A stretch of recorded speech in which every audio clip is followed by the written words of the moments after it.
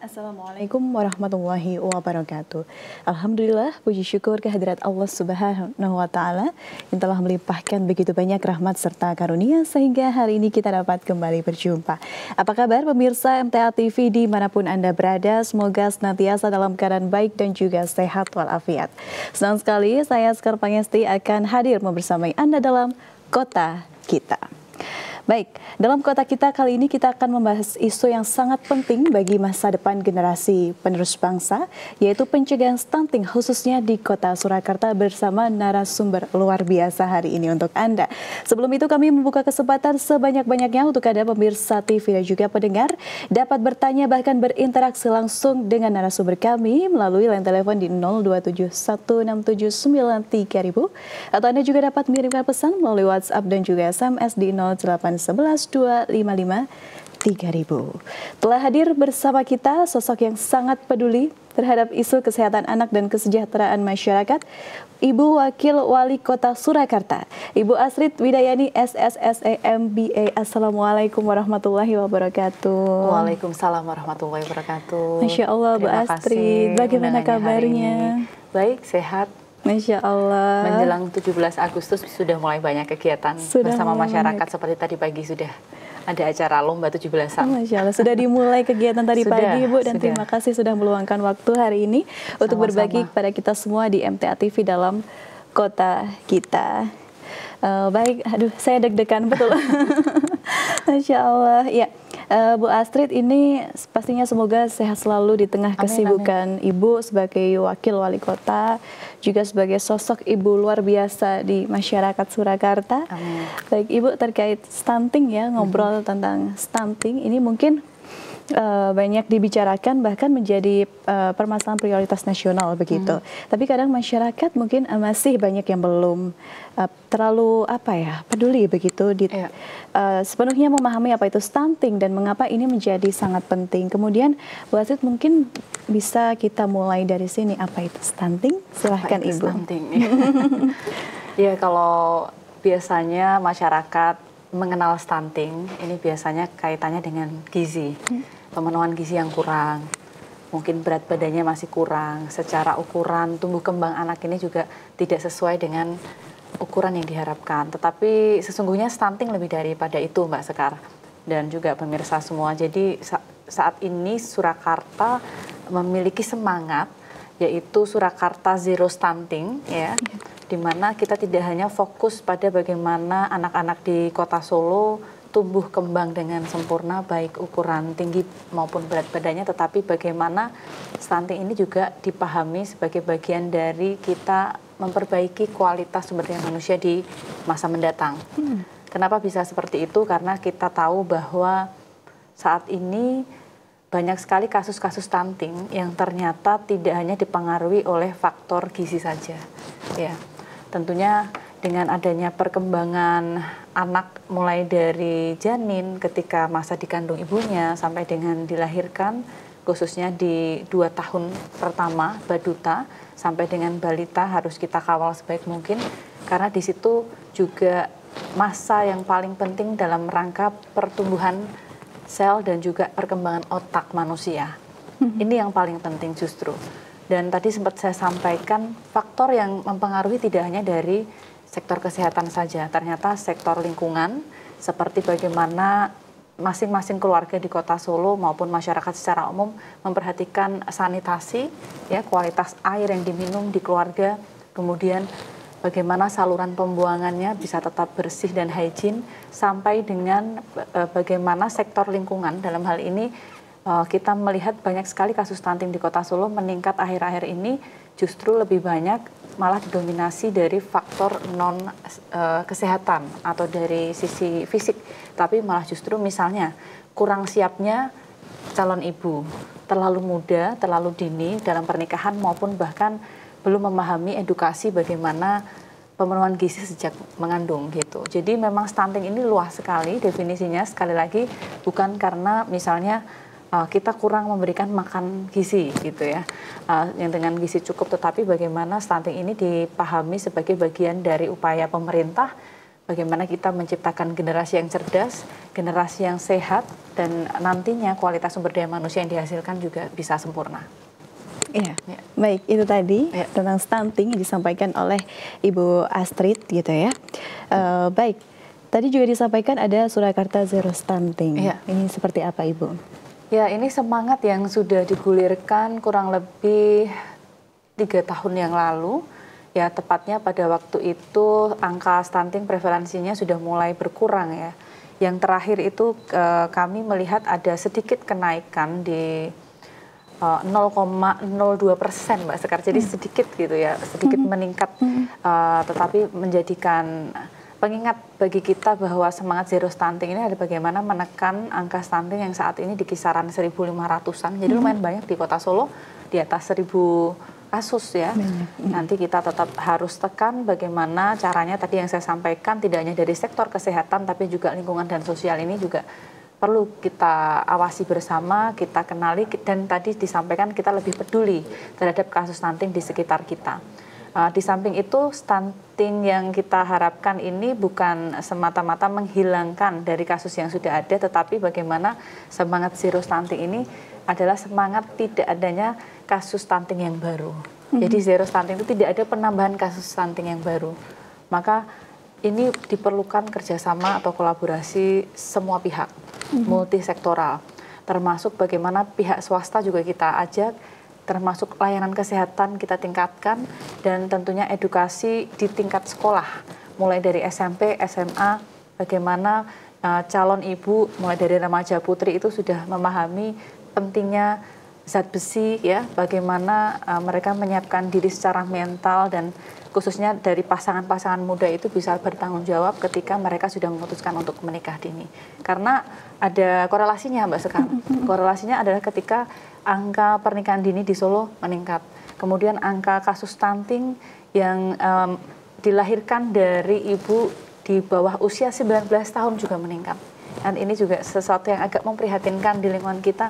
Semoga dengan tayangan ini masyarakat juga bisa lebih mengetahui dan lebih peduli untuk bisa kita ingatkan bahwa bukan masalah pernikahan yang kita larang ya, tetapi bagaimana kesiapan calon ayah, calon ibu, dan bagaimana nanti anak yang dilahirkan ini tidak menjadi korban atau bahkan mungkin dari sisi diabaikan gitu ya. Nanti biasanya rata-rata kalau di Solo itu karena dari sisi kesejahteraan masih kurang, bapaknya kerja, ibunya kerja, kemudian dititipin eyangnya atau mbahnya, di satu sisi eyangnya sudah sepuh, sehingga belum bisa maksimal juga dalam ngomong cucunya, atau dalam arti bagaimana pemenuhan gizinya ini bisa dipantau secara optimal. Baik, Ibu Astrid, ternyata faktor penyebab stunting itu tidak hanya dari kesehatan tapi juga dari lingkungan. Kemudian 1000 HPK atau 1000 hari pertama ini juga sangat-sangat menentukan Ibu ya. Betul, mulai dari bayi ketika masih dikandung ini sangat menentukan. Kemudian apa langkah preventif bagi dari pemerintah Kota Surakarta untuk mencegah stunting? Iya, jadi Kota Surakarta sudah banyak sekali program berkaitan dengan penanganan stunting di kota ini ya. Kalau kami selaku wakil wali kota ini memang ditugaskan sebagai ketua tim percepatan penurunan angka stunting di Kota Solo. Namun demikian kami juga memerlukan kolaborasi dari semua pihak bahwa apa yang menjadi masalah di kota ini, khususnya di bidang kesehatan, apalagi berkaitan dengan anak-anak kita, ini juga bukan tanggung jawab dari pemerintah saja, tetapi bagaimana mulai dari wilayah ya, mulai dari layanan kesehatan terbawah sekalipun, misalnya di Posyandu sebagai screening pertama, kemudian adanya layanan kesehatan untuk rujukan di puskesmas sebagai screening kedua, sampai dengan bagaimana program-program yang sudah berjalan ini terus kita optimalkan. Misalnya Mbak Sekar, ada program namanya Dasyat.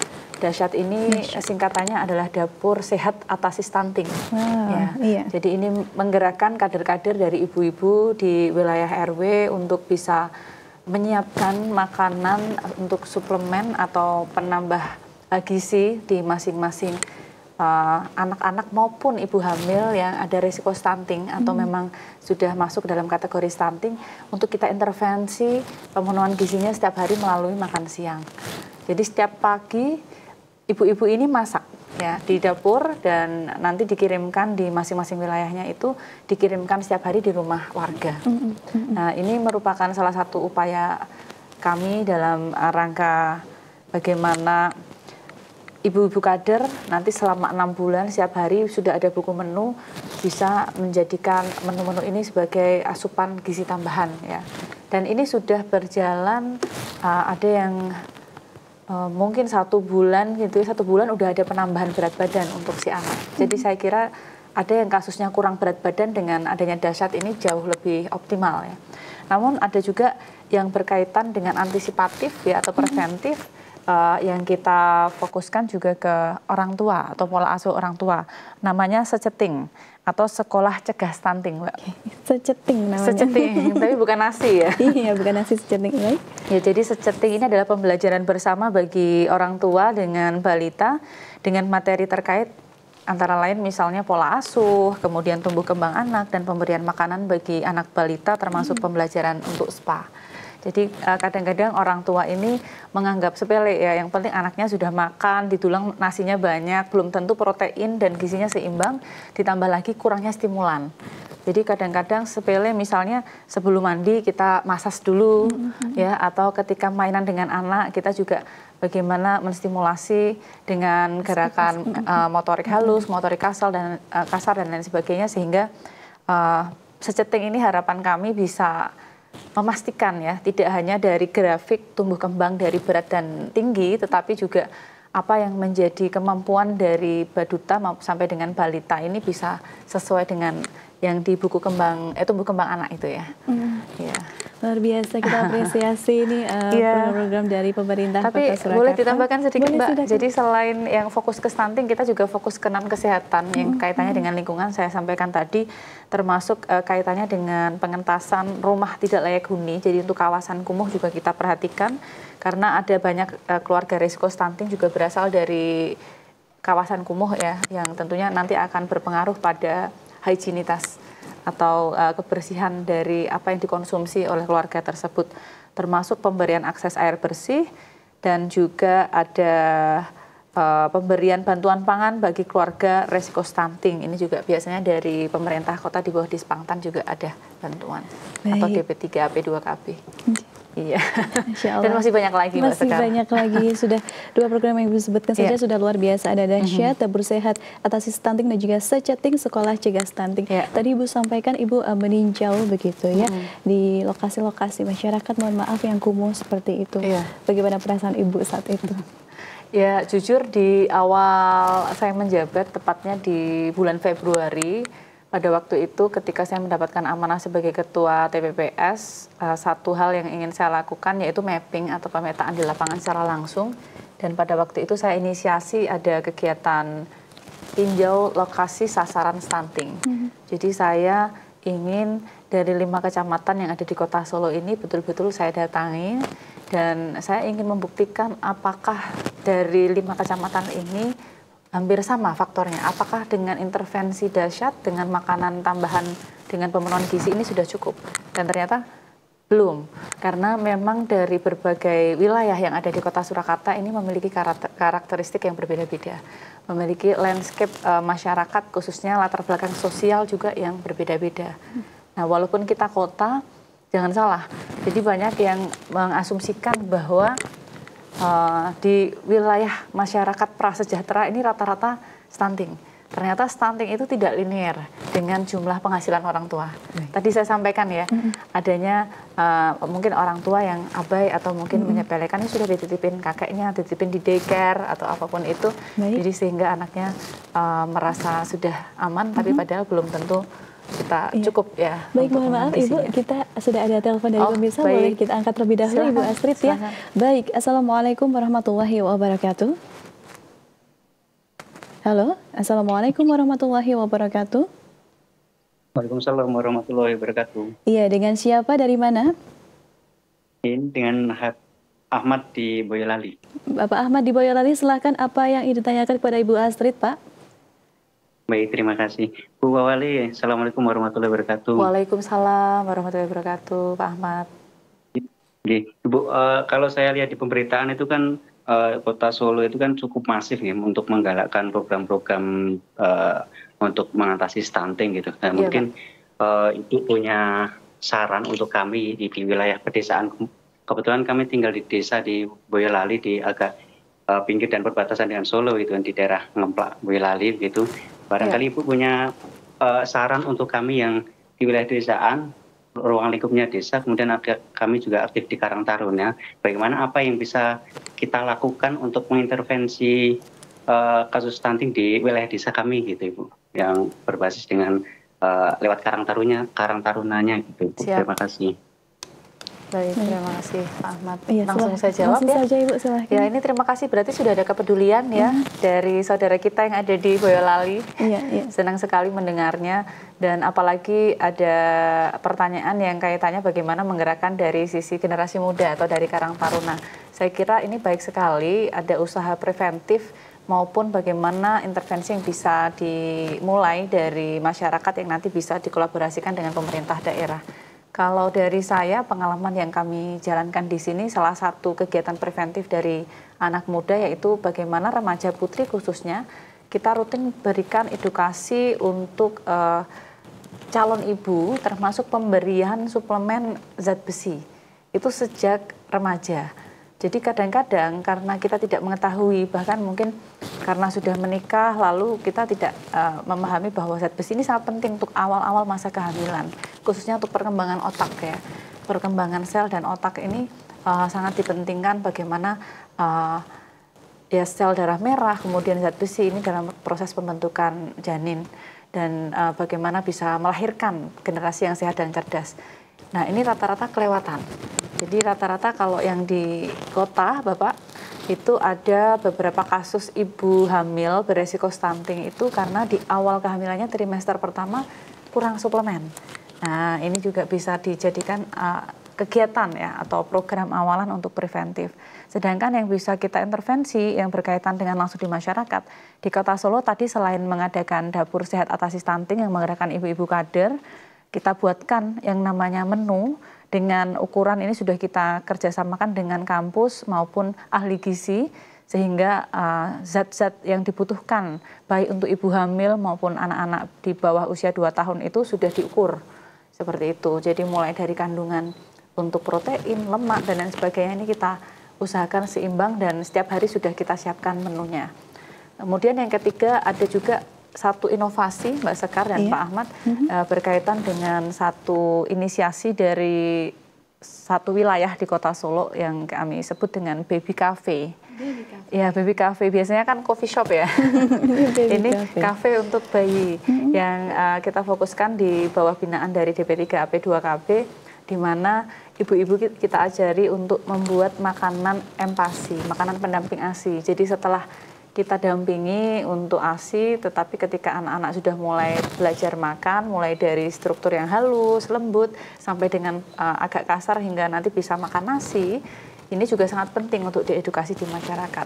Nah, Baby Cafe ini hampir sama programnya seperti Dahsyat, kita menggunakan salah satu dapur warga, tetapi bedanya kita juga bisa memberdayakan di masyarakat setempat untuk nanti kita jual jenis-jenis makanan empasi tersebut.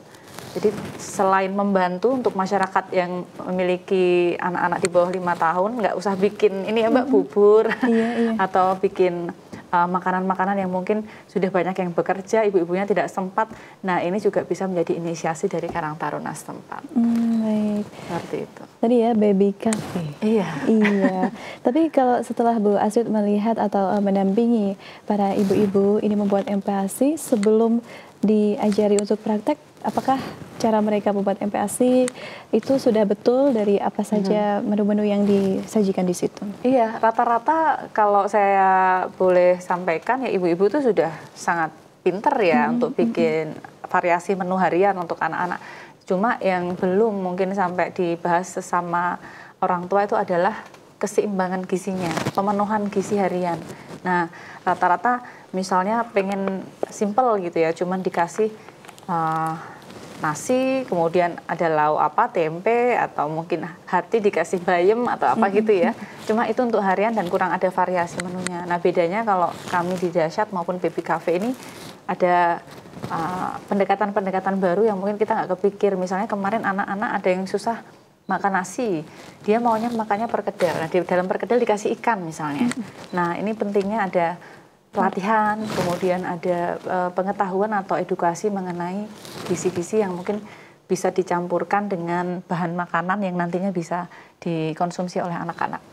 Mulai dari teksturnya ya tentunya ya. Jadi banyak yang nggak tahu anak baru 6 bulan, 7 bulan udah langsung dikasih makanan yang agak berat kan kasihan pencernaannya juga.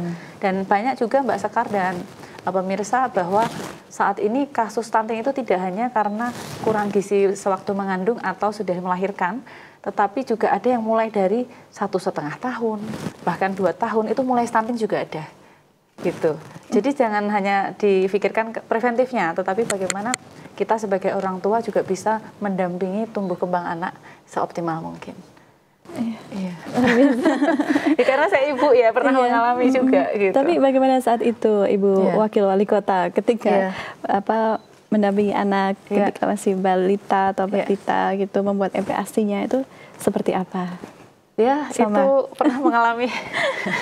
Pernah mengalami, jadi kebetulan anak saya 2 sudah sekarang di atas 7 tahun semua. Kalau saya dengan suami itu pernah ada pembicaraan prinsipnya dalam tumbuh kembang anak itu 7 tahun pertama itu betul-betul bagaimana 80% ibu, 20% pendampingannya ayahnya. Karena 80% ibu ini karena kita melihat bahwa ya mulai dari sentuhan, kemudian komunikasi, bagaimana gizi ya mulai dari susu, makanan itu kan harus telaten ya, harus ada ibunya yang memastikan mau makan dan seterusnya. Ada masa juga pada waktu itu di usia mungkin hampir 2 tahun anak saya yang kecil sempat susah makan misalnya. Itu ya kita harus kreatif lah ya dari ibu-ibu di luar sana yang punya kendala untuk susah dulang atau mungkin anaknya hanya suka dengan menu makan tertentu, harus kreatif, harus sabar, tekun untuk bisa mendampingi di 7 tahun pertama terutama karena ini adalah golden age dari anak kita. Nah nanti di usia 7 sampai dengan 15 tahun yang menuju remaja memang dibalik peran ayah ini yang lebih penting, apalagi ini dari MTA TV ya, saya kira para imam di rumah, ayah-ayah ini dari rumah ini juga kadangkala ya sudah anak-anak itu ya urusannya ibu, padahal ketika sudah bergaul di dunia luar, bagaimana mengenal dunia nyata ini memang perlu juga pendekatan sosok orang tua dari sisi ayah dalam bentuk bagaimana mereka bisa melindungi diri, bagaimana mereka bisa mandiri dan lain sebagainya. Jadi memang harus ada kompromi antara bapak dan ibu atau ayah dan bundanya. Ada kompromi kerjasama yang baik ya. Bukan kadang lagi sering tanggung jawab pertumbuh kembang anak ini dilimpahkan kepada ibu gitu ya. Kadang ayah kurang melibatkan diri. Ternyata tadi ibu sampaikan bahwa kerjasama atau sinergi antara ayah dan ibu ini sangat penting. Apalagi tadi di usia golden age ya ibu. Jadi betul-betul tumbuh kembang anak perlu kita perhatikan, distimulasi begitu ibu ya dari segala aspek kognitif, motorik dan sebagainya. Karena dasar kemampuan anak itu kan ada 3 ya, berjalan, bicara dan tumbuh kembang untuk yang lain, misalnya kemandirian, bisa ke kamar mandi sendiri, kemudian dia bisa menyampaikan pendapatnya, kemudian dia bisa mengenal emosinya. Ini kan kalau bisa didampingi penuh pada masa-masa itu. Karena ada kalanya makanannya sudah lengkap, maaf ya ini memang ada kenyataan kasus di Solo, stunting tapi dari keluarga mampu. Justru dari keluarga mampu ibu? Karena mungkin ya sudah anaknya suka apa dikasih, mohon maaf juga biasanya juga karena praktis ya sudah pokoknya seadanya makanannya. Jadi dari sisi tumbuh kembangnya akhirnya tidak bisa tercapai sesuai dengan ukuran yang diharapkan. Seperti jadi, itu sayang sekali. Sayang sekali gitu ya. Baik, berarti kadang bukan karena kondisi keluarga tertentu, tapi apa yang diberikan begitu ya, Ibu? Betul sekali. Baik, sudah ada pertanyaan masuk melalui pesan Ibu Astrid. Boleh, di 2553.000 dari Anto di Colomadu. Apa target penurunan prevalensi stunting di Kota Solo dan mekanisme pemantauan serta evaluasi yang diterapkan begitu? Ini pertanyaannya seperti judul skripsi. Insya Allah, silakan Ibu. Iya. Tentunya tadi dengan semangat zero stunting kami fokus untuk menekan pertumbuhan angka stunting di Solo. Yang pertama tidak ada kasus baru dengan berbagai program yang diintervensi dari semua OPD ya, dari perangkat daerah. Tidak hanya kita fokusnya di Dinas Kesehatan atau dari DP3AP2KB yang berkaitan dengan BKKBN, program pengendalian penduduk atau di keluarga berencana, tetapi dari semua aspek termasuk bagaimana tadi saya sampaikan dari sisi lingkungan, kita juga melibatkan PU, kita juga melibatkan Perkim. Ya, ternyata di Solo ini masih ada beberapa keluarga stunting yang tinggal di bantaran sungai. Mungkin di wilayah-wilayah lain di sekitar Solo Raya pasti juga ada ya keluarga-keluarga yang masih di wilayah bantaran sungai. Ini sangat-sangat sensitif sekali terhadap resiko bakteri-bakteri yang nanti bisa masuk ke dalam saluran pencernaan anak-anak kita. Jadi ini perlu diperhatikan.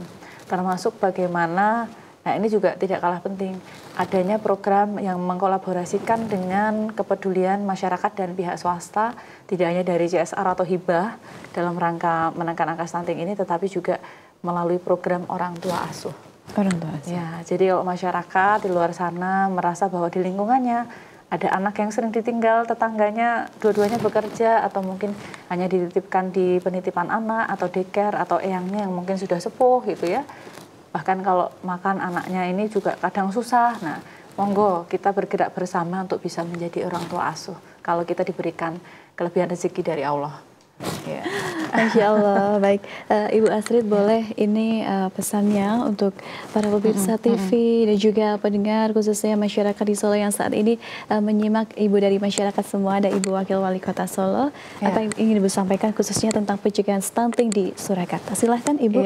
Ya, pertama-tama tentunya saya ingin mengucapkan apresiasi, terima kasih banyak untuk seluruh pihak yang selama ini sudah membersamai, mendampingi upaya pencegahan maupun penurunan angka stunting di Kota Surakarta. Saya kira semua pihak yang sudah terlibat ini sangat banyak ya, tidak hanya dari dinas terkait, tidak hanya dari Puskesmas, Posyandu, bahkan dari wilayah ya. Terima kasih Bapak RT RW yang selalu mengajak warganya untuk rutin ke Posyandu setiap bulan. Terima kasih juga dari pihak Puskesmas yang selama ini sudah membersamai ibu-ibu kader dalam rangka tindak lanjut bagaimana penanganan stunting ini yang mungkin ada kasus-kasus khusus yang penting untuk bisa diintervensi ya dari sisi medis. Nah, yang non medis juga kami berterima kasih untuk seluruh pihak yang semakin peduli dengan bagaimana menjaga lingkungannya dalam rangka kita menjaga lingkungan tetap bersih, tetap hygiene, rapi semuanya supaya tumbuh kembang anak kita juga bisa optimal khususnya untuk pemenuhan gizi. Nah, kemudian selanjutnya kami juga mengajak untuk seluruh pihak yang ingin untuk mendukung bagaimana penurunan angka stunting di Kota Solo ini bisa lebih baik lagi, lebih optimal lagi. Dengan tangan terbuka kami menunggu ya, dan kami ingin bergandengan bersama dengan semua pihak dalam rangka bagaimana kita menciptakan generasi yang tumbuh sehat, tumbuh cerdas dan bisa menjadi generasi berkualitas untuk Indonesia Emas. Khususnya nanti kita ingin sama-sama ya menyambut Indonesia Emas di tahun 2045, 100 tahun Indonesia dengan generasi yang bisa siap memimpin Indonesia untuk menjadi negara maju. Atau harapan kita visi Indonesia Maju. Visi Indonesia Maju, Indonesia Emas tahun 2045, insya Allah. Baik, insya Allah Ibu Astrid, terima kasih banyak apa yang Ibu sampaikan hari ini. Semoga bisa terus bersinergi, begitu Ibu, untuk mewujudkan generasi Surakarta yang sehat, cerdas dan juga bebas stunting. Tentu terima kasih juga atas dedikasi Ibu yang luar biasa dalam memajukan kesehatan anak-anak di Kota Surakarta. Semoga Bu Astrid, sebenarnya Mbak ini ya, semoga senantiasa dalam keadaan baik dan juga sehat, Ibu. Sebetulnya pengen ngobrol lebih banyak, tapi nanti insya Allah di lain kesempatan begitu ya, Bu Astrid. Sekali. Baik, Assalamualaikum warahmatullahi wabarakatuh, Ibu. Waalaikumsalam warahmatullahi wabarakatuh. Terima kasih semua atensinya.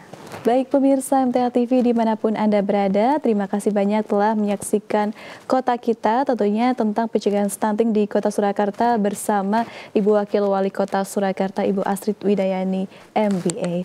Dan jangan lupa selalu saksikan Kota Kita setiap hari Selasa pukul 9 waktu Indonesia Barat, hanya di channel terpilih MTA TV. Saya Sekar Pangesti, mewakili seluruh rekan yang bertugas hari ini, mengucapkan terima kasih dan pamit undur diri. Wassalamualaikum warahmatullahi wabarakatuh.